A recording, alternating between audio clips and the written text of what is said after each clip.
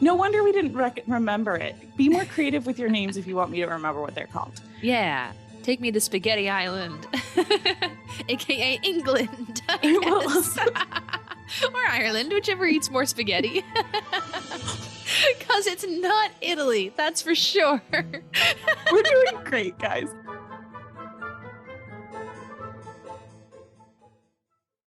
Hey, Lillian, how are you? I'm doing great. How are you? I'm also doing great. I just watched the video, the movie that we're about to talk about, and hopped immediately into the recording studio. So I didn't take any notes. All of my takes are going to come in hot and fresh. Nice. Yeah. Yeah, because people rudely wanted you to do your job for money this morning, which... Yeah, I know. I'm like, come on, guys. Like, I'm supposed to be blowing off work to watch old movies and then record stuff. So, but I guess I have to do my work. They know that you're a hyper specific influencer on the internet? Come on. Right? Guys. I know, seriously. So we are here today to talk about the 1954 Two, damn it. I asked you ahead of time and it did not stick. The 1952 Jane Eyre made-for-TV movie brought to us by the Westinghouse Company. So yeah, that's what we're talking about. But maybe I should do a quick recap first. Please help people who have never, ever, not even one time seen Jane Eyre.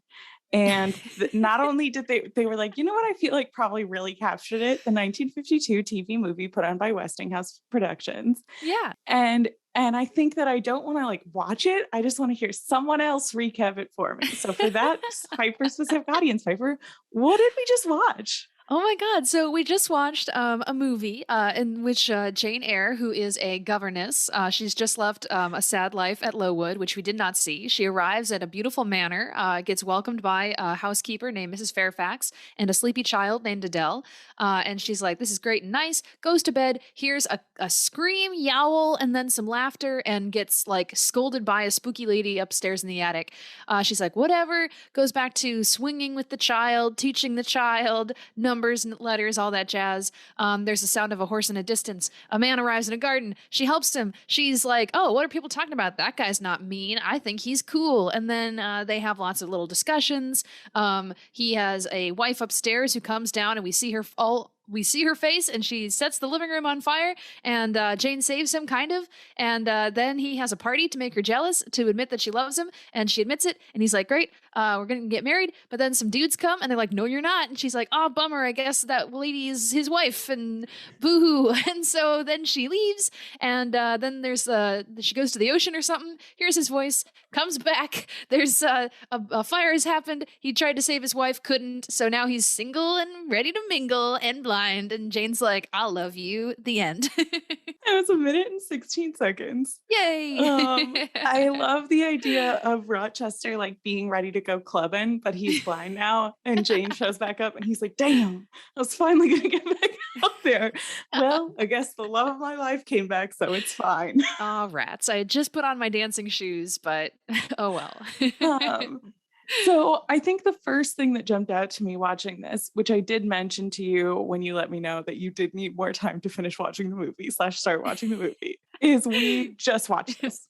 We just watched this movie. It is, they made some changes. I looked, and technically they have different screenwriters for this one and the 1949 one that we watched.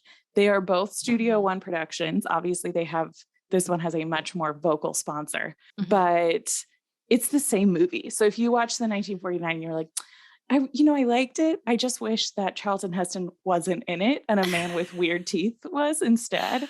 Yes. Okay. Let's, first of all, agreed. It's pretty much the same film. Second of all, let's talk about this man's teeth and his face in general. Why was he was like, it was like he was wearing fake teeth, and so it felt weird in his mouth. Yeah. So he kept like sucking his teeth and like making other weird things. Also, he was American, right? Oh yeah, 100%.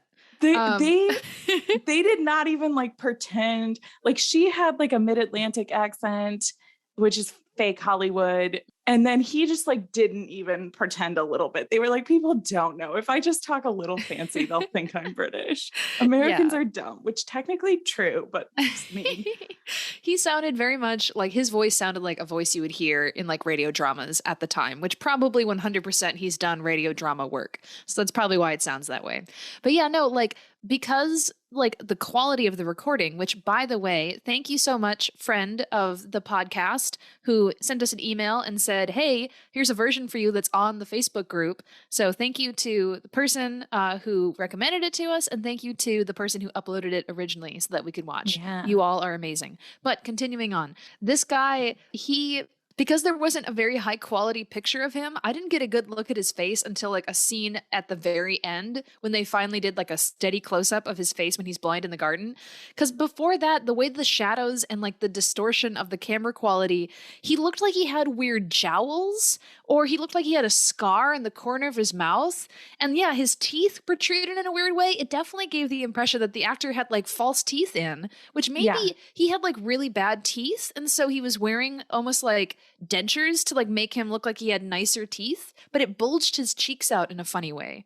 Yeah, and I've looked at, so he was in a bunch of TV shows for a really long time after that. The actor's name is Kevin McCarthy. Why We knew does that someone. name sound familiar? Didn't we go to school with someone named Kevin McCarthy? We went to school. It sounds very similar to someone we. So probably the guy we went to high school with is actually a time traveler and was in this movie. Not two people with the same name. No, that's impossible. I hadn't read his name out loud, and so that's why I said it's so weird. Anyway, he was in a lot of TV shows like into the 50s and 60s. He was in a lot of TV movies. He was in movies all the way until he was in a TV show in 2012 was the last TV show he was in. He was in an episode of Golden Girls was the only one I recognized. So cute. If you're like, I bet I know this man, he was in a movie 40 years later and looks totally different, but he definitely played Rochester that one time. Do you have a podcast about Jane Eyre? Because that's the only reason you'd know that. Oh my God. His claim to fame. That one small role he had. Where he like notably had a weird teeth situation. Because he doesn't have a weird teeth situation in like modern pictures of him. But he was like very like, he was much more physical, like in terms of like fighting and not fighting Jane, which like that is one point this man has over Charlton Heston. Charlton Heston wanted to fight Jane. Man wanted to fight everybody else. So the best moment of that stood out to me is at the wedding interruption when he like lunges at his brother-in-law. And what I was thinking, I was like, okay, imagine if that guy shows up, you lunge at him and you strangle him and you're like, shut up, shut up, shut up. And then Mason, for whatever reason, is like, okay, I take it back. He'd be like, whew. All right, Jane, where were we? She'd be like, no, you just attacked that guy. What's happening here? Violence always works. Yes. The moments of like truly great acting, because I also want to talk about the Jane. So let me back up, because I do also want to say this was, it basically was like, if you took the 1949 script and you were like, I want to make this a little bit truer to the book, but we do not have more budget. We do not have a different set. It's the same set. It's similar. The staircase is different. That's one thing that stood out to me, is that this one had a very nice curved like stone staircase, obviously made out of styrofoam. But the others was like a kind of layered like staircase of like wood with a banister. I think over the last 3 years, they've updated that set, but I would not be surprised at all to learn it was the same building and literally like the same set, because the layout of like the front room, and they do a better job of like pretending that they're in multiple rooms at different times. Like they do have more than one room in that way, but like the garden's in the same spot. It's the same not piano instrument. And like the French doors. Bertha's window is there, except it has bars on it now. Like it's the same set. That would be a huge red flag, right? If you went to go live and work in a house and you're outside, this is actually like the setup of a horror movie. You're outside and you notice one window has bars on it and no other windows do. I'd be like, that's very suspicious and ominous. Because that's for keeping something in. If all the windows have bars, it could be to keep something out. But one window? Ooh, spooky. Very spooky. But we've established that Jane does not look up. No. She couldn't possibly. She does look really dramatically to every other direction but up, though. This actress, I literally wrote down at one point the eye acting she was doing. Yeah. Well, that's how the movie opens, is her eyes just doing like dramatic look arounds as like fog kind of drifts in front. I thought it was a very interesting opening.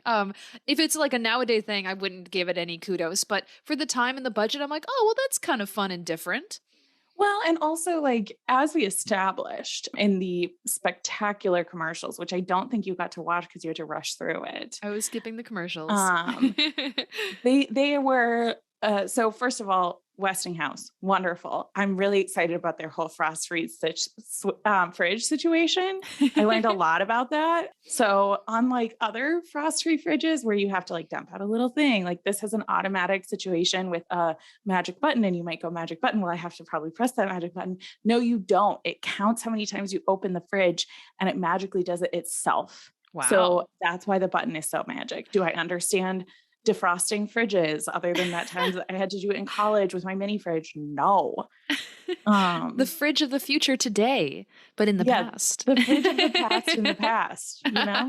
I did happen to see part of a commercial that was talking about television sets, and she's like, that was the one I was going to talk about. A whopping 22 inches. And I'm like, ooh, 21 inches. Oh boy. Which is TVs, they talk about the cross length. So it's corner to corner. It's 21 inches. Yeah. Which is wild when you think about it. My laptop screen that I was watching it on was notably bigger than that, which like that was their huge, like twice as big as your TV now screen, which was so interesting. Westinghouse, for those of you who are wondering, you can tell this movie was really interesting because I have Westinghouse facts.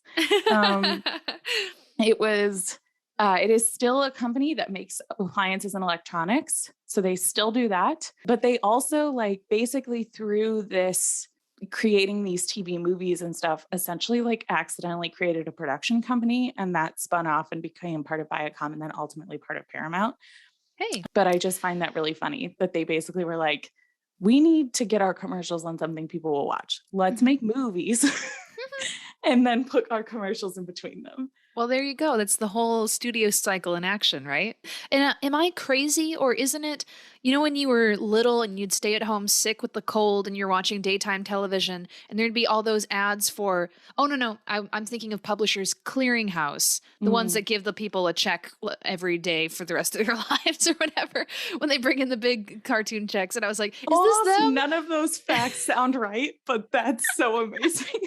That's Publishers Clearinghouse. I was like, is Westinghouse the one that promises to pay you for the rest of your life for nothing? But no, it's the other guys. They both do things, and they're both really involved in television.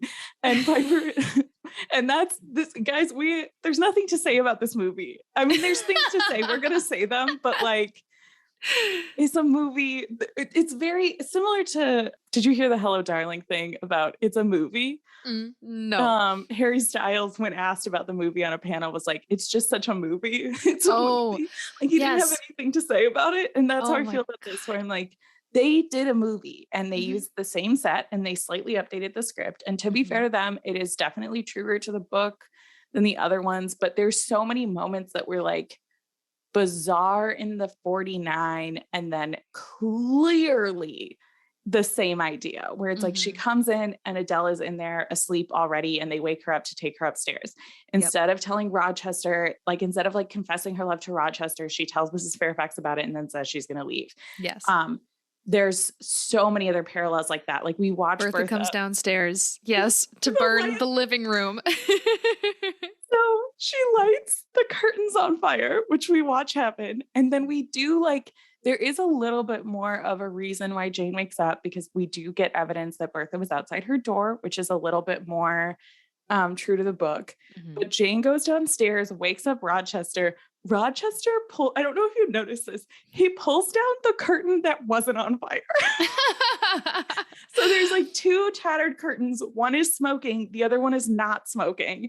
And he pulls down the one that isn't smoking. And I found that so funny. Well, maybe he wanted to grab that one and then use it to smother the other one. I don't know. He doesn't pull down the one that was on fire. So he pulls down the one that wasn't on fire, stomps it out, and then the smoking stops. And the one that was smoking is still just hanging up. Well, maybe, I mean, if he had fake teeth, maybe he also had fake eyes and just was really bad at saying which one was burning. They did their best. One thing I will say about this, there were a couple of things where you can tell that they had a bit more budget. Mhm. So I liked that we got an opening scene, and I think both of these things were simply stock footage that they used. But in the opening, we got an exterior shot of a carriage going through some woods, and I was like, oh, they actually have something, but probably just stock footage. But then again, when she runs away, we also get, I presume, stock footage of ocean waves crashing over these rocks. And I was like, oh, wow, we're actually getting some exterior things here. Like, I wonder if the people watching this who saw the movie 2 years ago and they're like, oh, I'm so excited it's back. They'd be like, whoa, these effects are blowing my mind. This is crazy. Yeah, so that was true. And then also, like, unlike in the 49 where she's like standing on a hill and it's unclear how long she's been gone or what the hell she's been doing. She's just on a hill. This woman is in a bush. I think that's like essentially where she's supposed to be. And we know she's been gone for 6 months. What are you doing in the bush? Did you live in that bush for 6 months, Jane? Like, did you fully Disney princess it and all of the little critters of the forest brought you berries and stuff? You live in this bush? We literally just in our last episode were talking about Jane going into nature, and one of the passages that we chose was her talking about like witnessing like a lizard and a bird or whatever, and she's like, but I can't live like them. This Jane apparently can. She's like, I am that lizard now. Totally. Oh my god. So but no, funny. I thought so. I actually liked the end part of this. The woman who played Jane, I liked the way that she reacted to like the situation. I thought she played that kind of distant, lost, emotionless shock very well. Like you can really see that it feels as if like her world has been turned upside down. And then, yeah, to have 6 months pass and we get a shot of her presumably just out in nature, and she's kind of just out there rambling to herself. And I'm like, what an interesting, because of course then she like hears his voice and she goes back and she seems totally sane and fine. But I'm like, what an interesting thing to do if an adaptation ever was like this situation actually caused Jane to go crazy and then she like became like a woman in an attic or something. Like I was like, she's lost her mind. I thought it was interesting. No, for sure. I completely agree. And I also think like to come back to the eye acting that she was doing, I had several moments, a lot of times, like the whole thing that we do with these older versions is be like, what an insane thing that you guys did. Anyway, like, but I think weirdly the TV commercial and talking about the fact that like 21 inches is your big upgrade because they showed the other version of the TV that was like really, really small. So the people who are watching it could be watching it really easily on like a 10-inch TV screen. So like imagine something with like that level of quality that we're looking at, that small. You have to act big. Like the whole thing that they said in the commercial, which was so interesting to me, is like, this is balcony seating to the front row. Like that's the way they're trying to sell it, is this difference. I like that.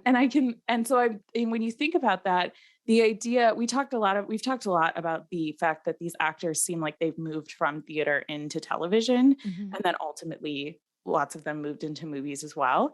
But when you think about how much more with television, you would have to play it like you do in the theater, where you have to make your face expressions really big and readable so that people who aren't sitting next to you can see what your face looks like. And so I think her eye acting, it gives definition where lots of times their faces got completely washed out by just the quality of the film, the physical film they were using. You couldn't pick up on it, which I noticed the bizarre way that the light affected this film a lot with like the candles and things. Yes, I was going to comment on that too. Like I know that it was simply just the quality of the film, but it gave it this very interesting kind of spooky vibe that around every flame there's like a black like little Halo. void. Yeah, very interesting. I think that would be kind of like in a modern movie, almost like a cool effect / throwback to like intentionally put an effect like that around candles would be cool.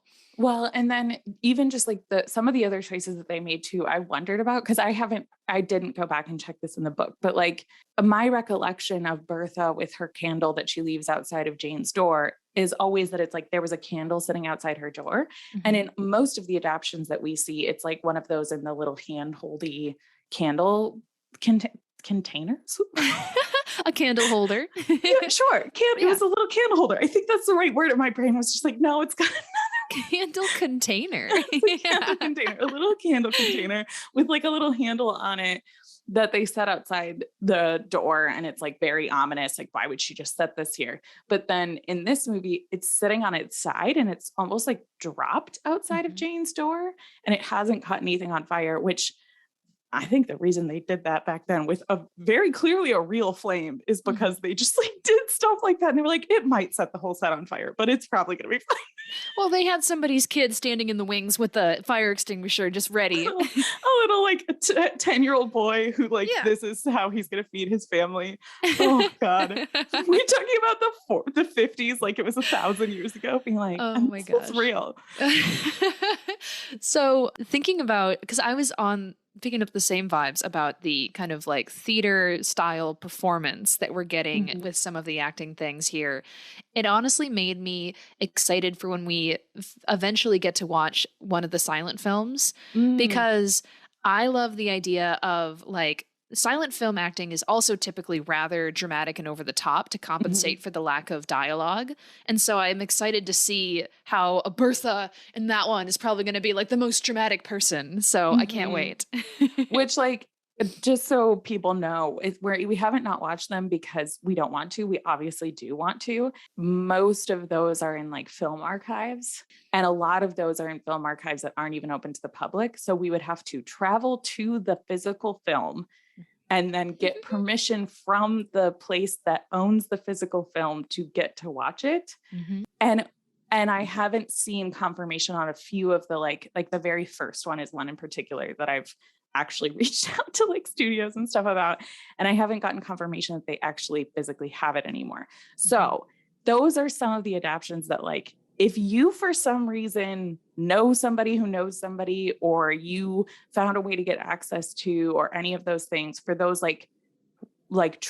truly like really old ones. The very first one, actually, there's a 1910 one, but there's one that is, I believe it's either 1909 or it's earlier in 1910. But the very first Jane Eyre put on film was an Italian silent film. And so Piper and I just might have to travel to Italy for the podcast. Woe is us. It's really, we live hard lives. It's difficult, you guys.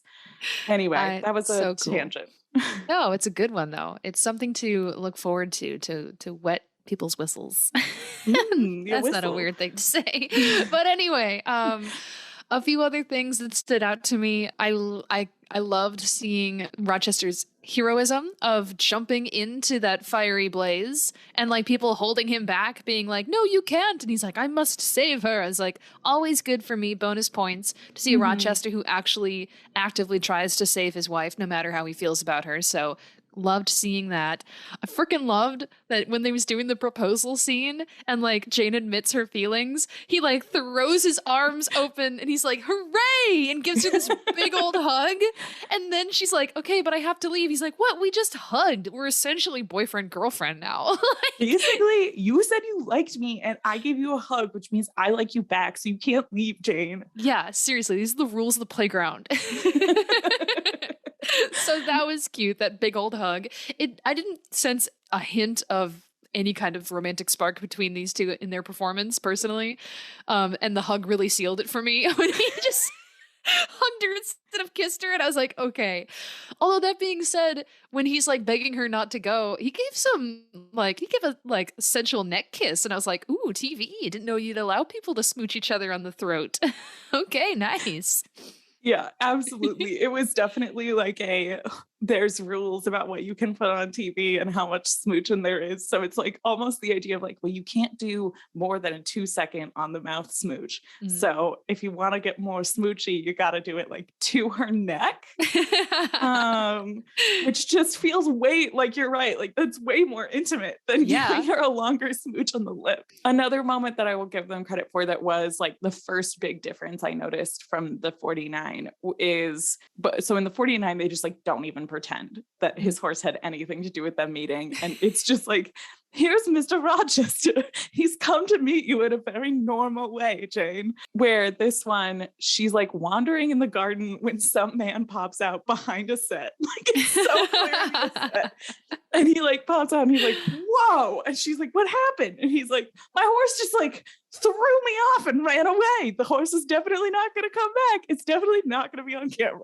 Oh my gosh, I love that so much. It makes me think of like skits that I used to put on with my friends for like school talent shows when we didn't have any like performable talents. And so we're like, why don't we just make up a little play? And we would do those things. And the one I can remember is that we made a story about people who want money so they can like buy a dog, but so they're like, how are we going to earn money? And they're like, maybe we'll like wash other people's dogs. And so literally a part of our play was like two of my friends standing on the stage being like, but how are we going to get any money? And then me from backstage yeeted this like dog stuffed animal onto the stage, at which point I think it was Susie who pointed and was like, look, a dog we can wash. So I can relate to the production of this. Just going up to someone, it's like, your dog sure is dirty. Wasn't it great that I could clean it for you? Give me $5. Now I can afford a dog of my own. Exactly. Although that in this is production, that is absolutely the vibe that this Rochester gave off. It's oh like, my trust God. me, I have a horse. Don't look behind the curtain. So good. It's like, oh look, a man I can marry. Okay, I want to talk a little bit about the fact that they're Americans and like, just do we think it really felt like they just like they weren't trying to make them Americans, right? Like they just didn't bother with the accent. Did I Yeah. read that right? No, I think so. Yeah. Because like they talk about going to Ireland and she's like across the sea. And I'm like, are you trying to imply that they're like rich Americans? It's the thing that happens in this where it's like these people, if we had time machines and we were able to go back to the people on the production of this show and be like, okay, so there's going to be this thing. It's called a podcast. It's kind of like a radio. It's kind of like the radio. It's basically the radio. Mhm. And essentially, there's ways that you can watch all of these movies that you guys are making really easily. Like everybody can have access to them. It's a thing that happens. And they're like, okay, I accept your premise. And I'm like, okay, so we are going to watch this movie and record us talking about it. And people are going to listen to that. And they would be like, why? Like, why? Like, I just imagine them being like, listen, we didn't try that hard on this movie. And like, if we asked them, why do they have American accents? Because the actor had one and we didn't think people would care. Pretty much. They do have a line when Rochester is talking about raising Adele that he wanted her to like be brought up in like an English garden. So it is implied that they are in England. So I think across the sea simply means across the English Channel to get over to Ireland, but or whatever channel it is in between England and English Ireland. Channel is the one to France. Okay. We have time. I'm going to Google it. Cool. Sweet. Geography was not a good subject for me. And well, I lived in Ireland for 6 months, so I really should know what that's called. Ireland to England. Well, isn't it Wales right there? Well, that's not the name of the body of water. I know, but I'm like trying. Wales. But it's not called Wales. I just being like, am I looking for between England? It's the Irish Sea. So it's a sea. Okay, cool. No wonder we didn't remember it. Be more creative with your names if you want me to remember what they're called. Yeah. Take me to Spaghetti Island, aka England. Or Ireland, whichever eats more spaghetti. Because it's not Italy, that's for sure. We're doing great, guys. 2 episodes in a row when you're getting top quality, definitely sane podcast hosts. Oh my gosh. Well, this is what happens when we have a video that's essentially the same thing as something else we've already watched. So we have to fill the air. There's a man. He is weird and does not. It's like, this is fine. Like, that's how I feel about this. It's not truly terrible. There's nothing uniquely awful about this. It is a slight step up. It really makes some of the other ones look better in comparison. While I was watching this, I was like, I am so excited for our rewatches.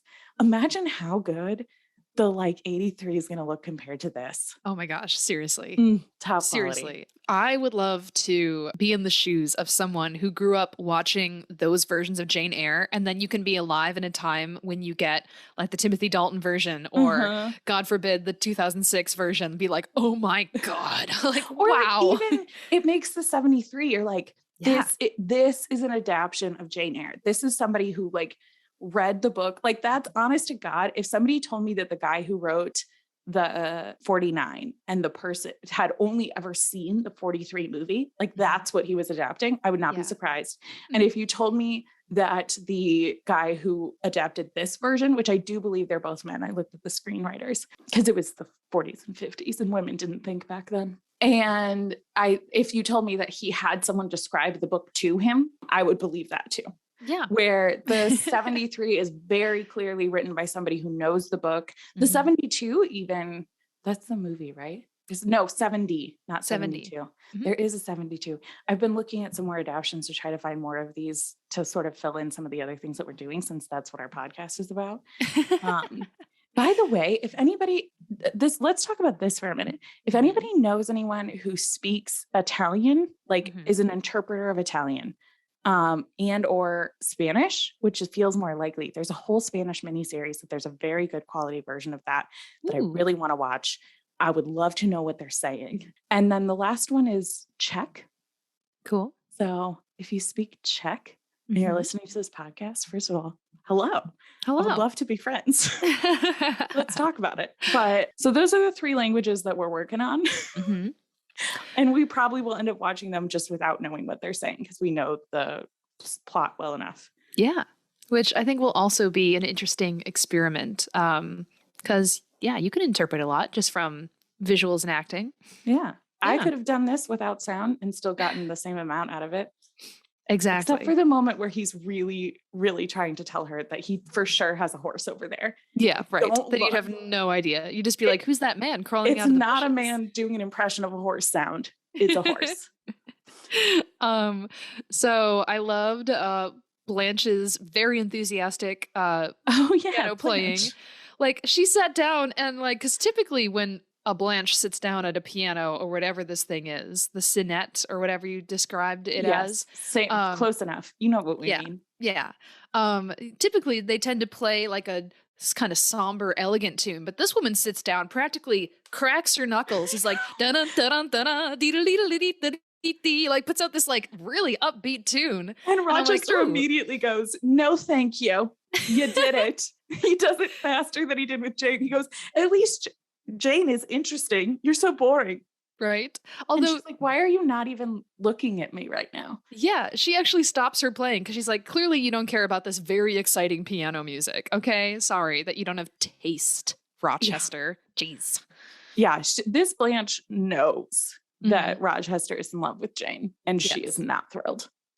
I thought the Blanche's mother, Mrs. Ingram, had some pretty sassy, fun close-up shots. Like, she was very kind of old-timey, like for this TV movie era of like, well, I never of like, it's so her stuff was kind of fun. And she says a line that I think is in the book of like, well, they're like, that's the governess right over there. And she goes, well, this would help her to learn what a piece of garbage she is for her, just for her profession. I think it's good for governesses to know they suck. Yeah.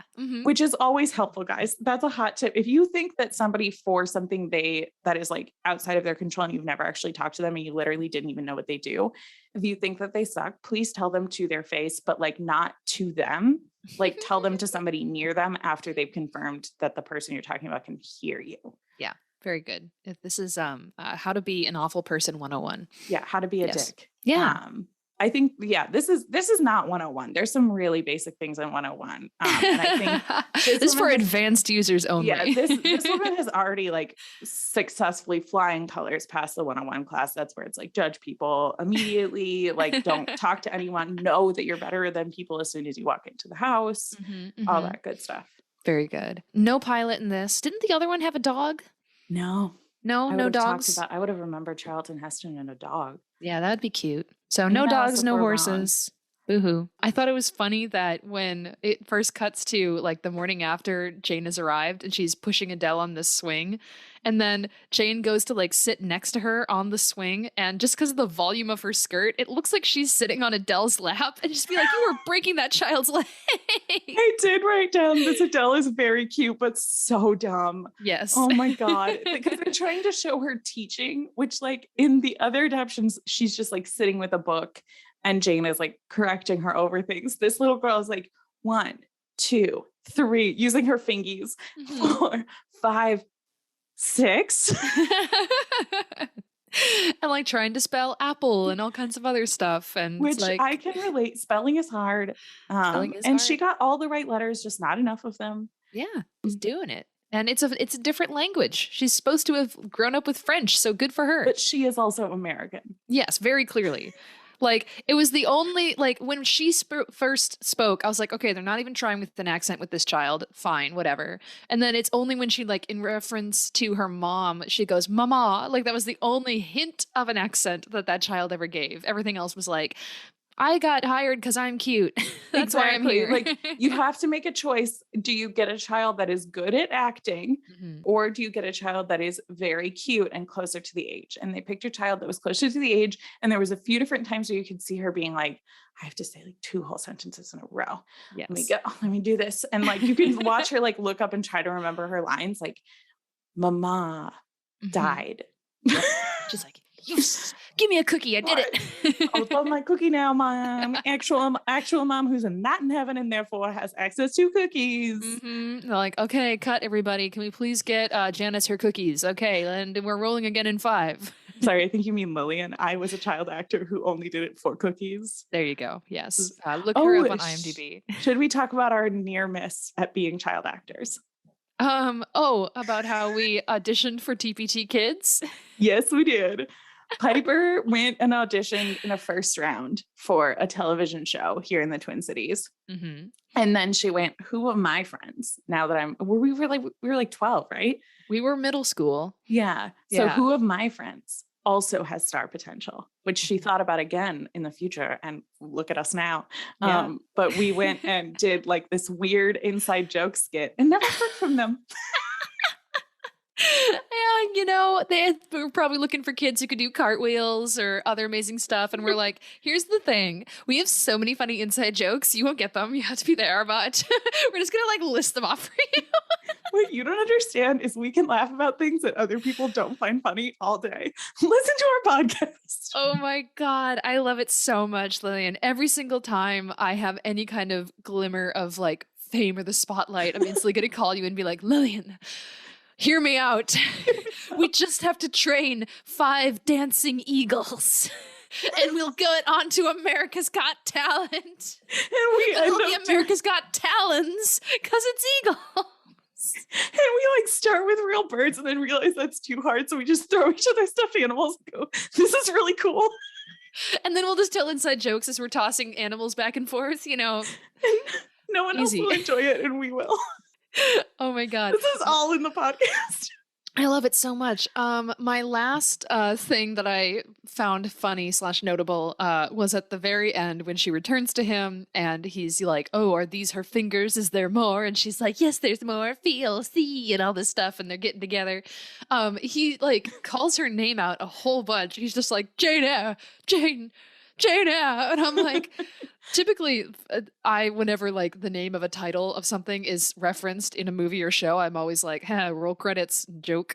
But I'm like, now thinking to myself, I'm like, I think most major movies need to end with somebody screaming out the main character's name. Like, can you imagine? You've sat through like 7 movies of Harry Potter. And at the very end, someone's like, Harry Potter, Harry Potter. And then everyone applauds and the curtain rises and it's like, oh my God, yes. The curtain rises is the wrong direction.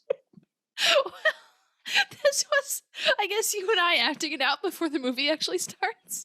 And everyone's like, please leave. We want to watch HP. The movie starts at 7. We got there at 6:30. We're trying to convince people this is a movie. Oh boy, God. I hope you guys like listening to us laugh to ourselves because that's what this has been. there was nothing that happened in this movie. Although, speaking of curtains, at one point, one of the big set improvements that they made is there's like a curtained area between the staircase and the living room area that they can use to create a separate space. And after the wedding, when he kicks everyone out by just being like, that's enough. And then everybody just like stands there for a second, then goes, I think he's right. And they just like slowly file out of the room. He goes to close the curtains and they're like exactly the size of the doorway. Like usually when you have curtains like that to block off a space, you get ones that are slightly bigger. And they were like, this velvet is actually very expensive. So please measure it down to the centimeter so we can just cover it. And you can tell that he like whips it across and goes, ooh, that one went a little far. And he has to like adjust it. Very nice. Anyway. There was a bit of compassion from the interrupters in that scene when they're like, she's had a bad day, dude. You don't need to bring her down here. And he's like, no, do it. And I was like, listen to the weirdos who came and interrupted your wedding. It was another like, this is, if you hadn't seen the 49, parts of this are just like, they're so different. These two are really meant to be.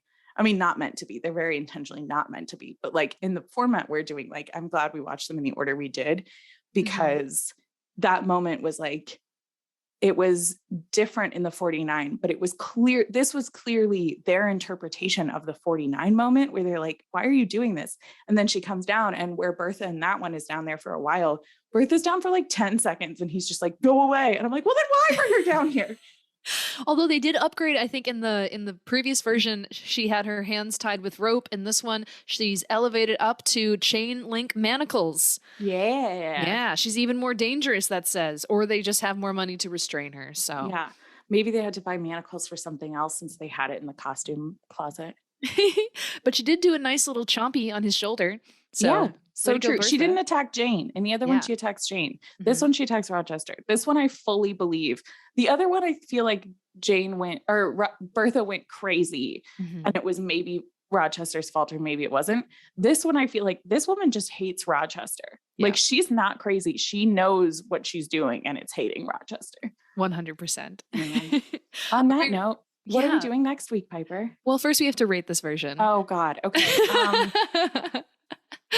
It's a movie. So it was successfully a movie. Technically, they put something on film.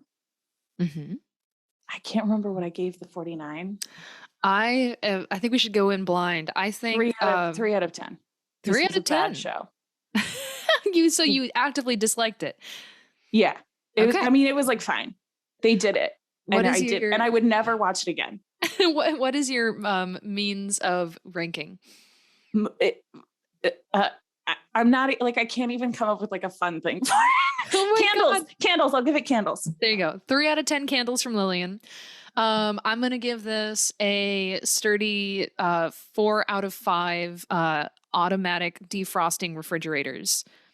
I'm going off of this as in 5 is completely average. So I'm putting this a little under because it was boring. Like, there was nothing really bad or wrong about it. It just was like, it's a thing that exists. So I'm giving it a 4 out of 5. Yeah. I think the 3 out of 5 for me is like, I think if we had seen this first, I might have found some of the moments funnier. Like the 49 was hilarious to me. It brought me so much joy, where it's like, this one was like, it was a better Jane Eyre adaptation in that it was truer to the books, but it was also, to me, a worse Jane Eyre adaptation because like it didn't get good. Like it didn't get good. It just got less funny. And Charlton Heston's not in it. Yeah. It didn't even have the man of the hour himself, just a guy with funny teeth. Anyway.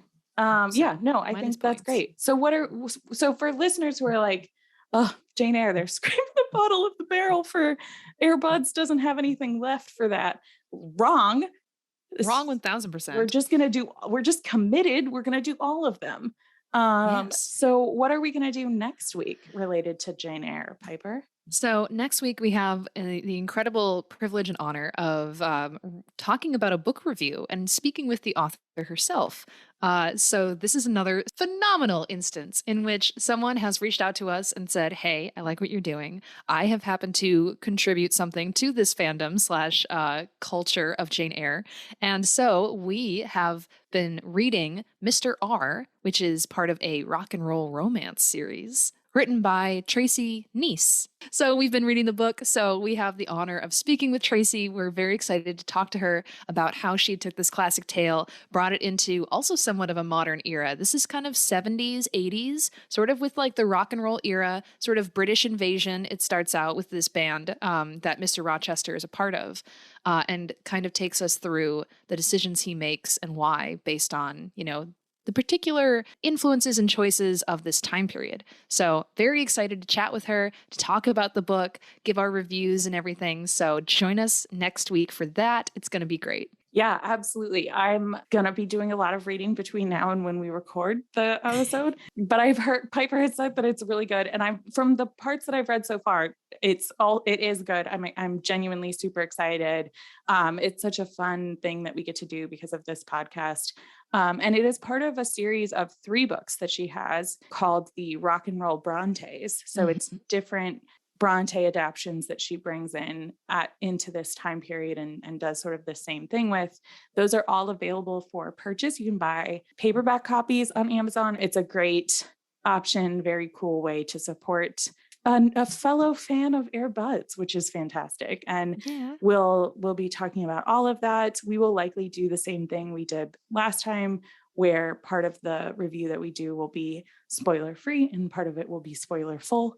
So you can either listen to the first half to decide if you want to read the book and then come back and read the whole book, or just quickly read the book before next week, which is what I'll be doing. And then come listen to our show. Shockingly, I am the one who's on top of the reading this time. So yay, the tables have turned. Listen, we're equally procrastinators. We just come in different flavors. It's so true. And I love that we know that and support each other in our procrastination. Yes.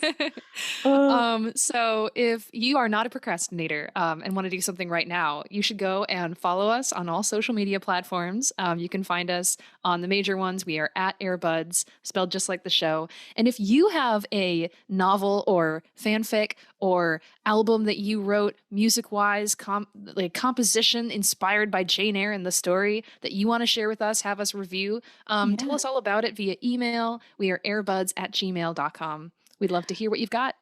And if you are enjoying this episode, particularly if you enjoyed this episode, you are our people. You are our group. You're our lovely, honestly, mostly ladies and gentle people. And if you enjoyed that, please cut the rambling out of the podcast editing, Piper, in the future. Please fix what I just said just now.